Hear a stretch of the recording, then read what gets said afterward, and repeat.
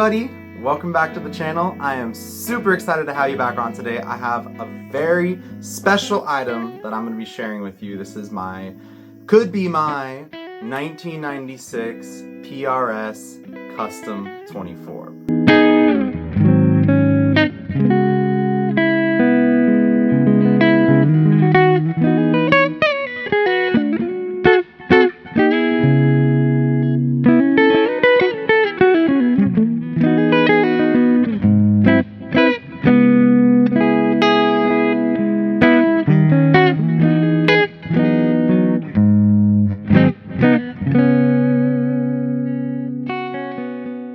So I traded my Telecaster for this. I have a boutique Telecaster made by the company Kline, and I worked out a deal to trade for this. And I'm not totally sure that I'm going to keep it. I have like 5 days to play it a lot and decide if it's the guitar for me. There's a couple of reasons why I might want to undo the trade, and we'll get into that later on in the video. For now, let's start talking about what makes this guitar so special and so epic and all the amazing features that this guitar has.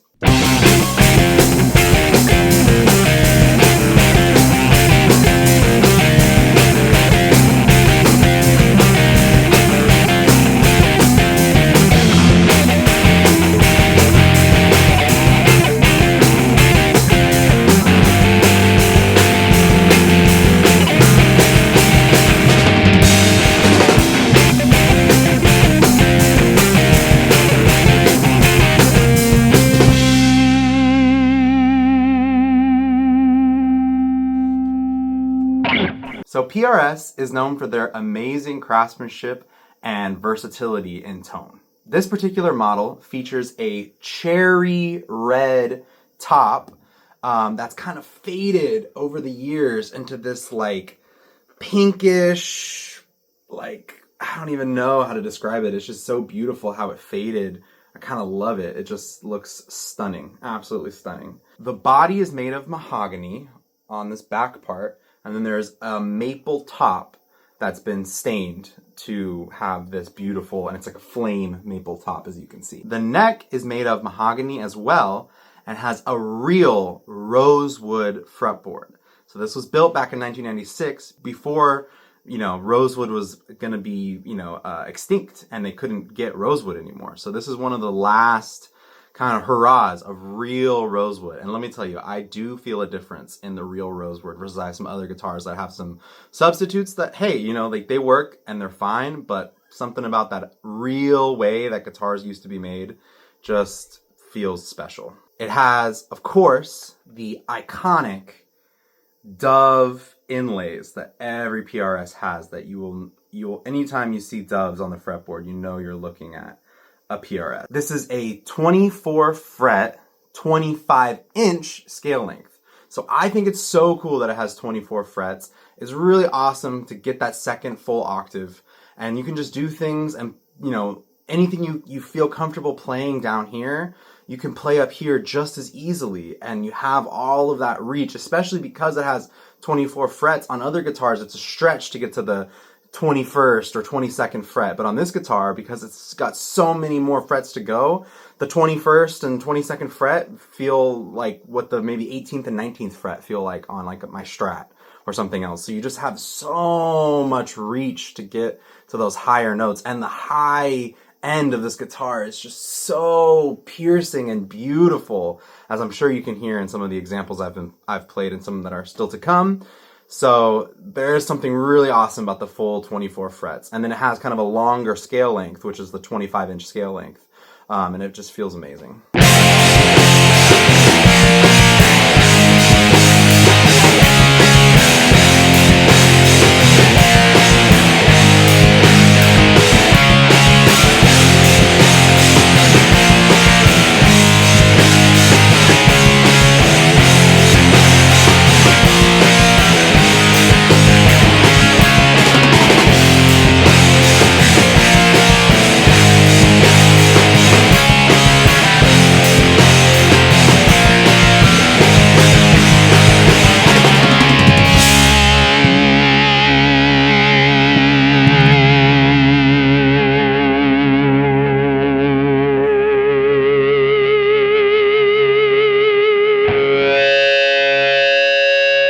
One of the standout features on the PRS Custom 24 is the tremolo system. This is one of the smoothest operating tremolos I've ever played, and it feels amazing. I love that the bar just stays wherever you leave it. If you leave it somewhere, it's going to be right where you left it when you come back, and it just feels good. On a Strat, the bar will always fall wherever gravity takes it, but this will just stay where you need to. It's also adjustable height. You can either kind of raise it up. Oh, I just pulled it out. You can raise it pretty high. That's about the highest it can go. And then it can also go really far in if you like a low bar. And like this, I actually like it pretty high. I've been playing it right about here. Feels really good there. And it's just nice to have it at that height for my hand. I have kind of bigger hands, so. It stays in tune remarkably well for having a tremolo system, even under like heavy tremolo use. During pretty much all of my playing examples, I only tuned once. I kept checking it, thinking like, I've been using the tremolo, I gotta tune it again. And it was perfectly in tune every single time I checked it. So it really just doesn't move. It stays right in tune. You know, obviously it goes out of tune if the AC's on or whatever, you know, 'cause strings stretch and whatever. But if you're playing it and using it, it really doesn't go out of tune. It just stays right where you are. Bending it, it's not gonna push it out of tune. And that's really helped by the locking tuners.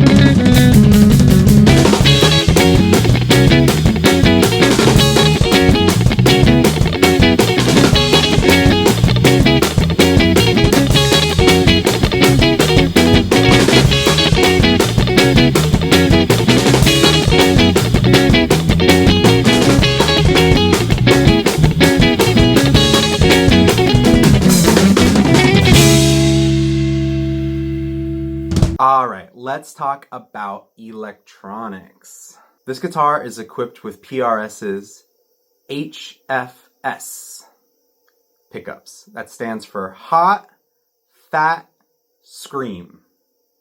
It's a PRS pickup that I don't even believe that they still make anymore. It's got the treble version of it and then the vintage bass version of it. And man, these pickups sound amazing. You can get those bright, cutting tones out of the bridge pickup, and then you can also get just warm, fuzzy, beautiful rhythm out of the neck pickup. It's really special, and I've never heard another guitar that quite sounds like this. The pickup selector is controlled by a 5-way knob. So instead of having a blade like a Strat does, this has a knob, and you can see it feels really awesome to play with. Position number 1 is the neck pickup humbucking configuration.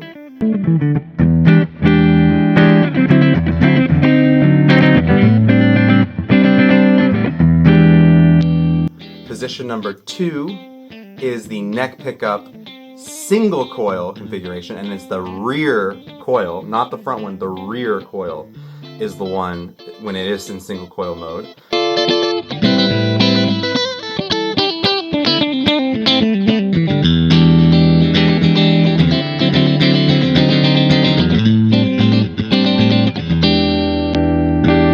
Position 3 is both pickups humbucking.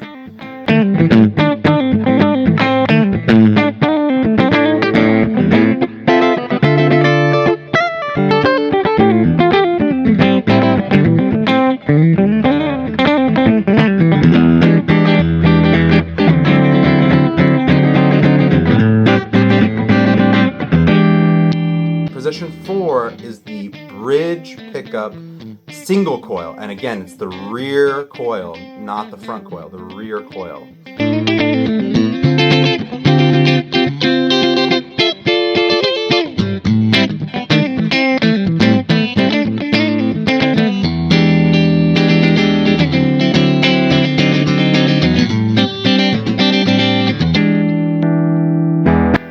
finally, position 5 is the rear pickup, the bridge pickup humbucking.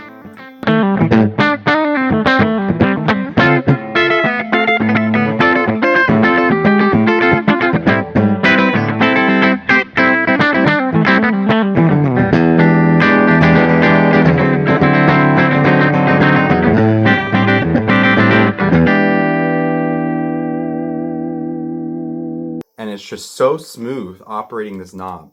It feels so easy, and it's really easy to know where you are, and especially because when it's here at position number 1, you're looking at a 0. You're looking at 1, 2, 3, and 4. So you know if you're on 0 or 1 or 2 or 3 or 4, you know exactly what you're at, what position and what's happening with the guitar. It's a great system, a great way to control this guitar.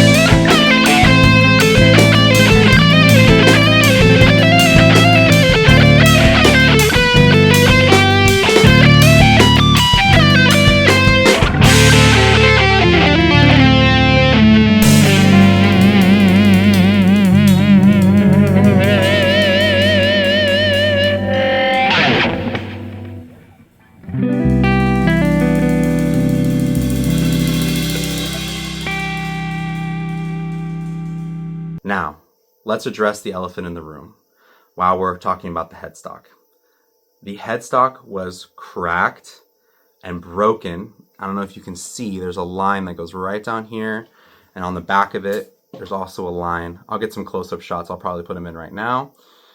So it broke off at one point and was repaired. And I know that is a huge, major flaw. And it's something that I know a collector just would not be interested in. And I know it takes away a lot of value. And that's where the holdup is for me in trading my Telecaster. My Tele, I bought brand new in 2017. Other than a few nicks and dings here and there, it is in mint condition. And it's a really nice guitar. And so it has value, right? I don't particularly love it anymore because it's just not my type of guitar. It was when I bought it, but I've kind of evolved as a guitarist to not want that anymore. And I want this. I love this. It sounds so good. It plays so good. It looks so good. It's everything that I want in a guitar. But I'm just hesitant to go through with the trade because I feel like if I choose to go with this, I'm going to be stuck with it. Nobody's going to want to buy it with the broken headstock. And the resale value is going to be, it's like owning a salvage car. If you're going to own a salvage title car, you got to make sure that you're okay with not having a very valuable car, that people are going to want. And I can never fix the headstock. I can never unbreak the headstock. So it will always be like this. And in some ways, does affect the overall appeal, and I'm struggling with it. You know, it's so tough because I love the guitar. Sounds phenomenal, plays phenomenal, it looks phenomenal. I mean, if I didn't tell you about the headstock crack, you probably would never know. I'm not even sure if you can see it on camera. Maybe you can. Maybe you can. In addition to the headstock repair, there's a couple little things. As you can see, this blotch right here, there was like a Roland MIDI controller that rested right here most of its life. So as everything else faded, this didn't fade. So that's actually the original color right there. And then there was also a pickup that went right behind the bridge for that Roland pickup. And you can also see that there's a screw hole right there. I don't know if you can. And a screw hole right there. So that's kind of a little bummer. And there's one ding here on the back. You know, little things. Honestly, all of that, I don't mind. It doesn't bother me at all. The only thing that I'm concerned about is the headstock crack. But I love the guitar, so it's like, what do I do?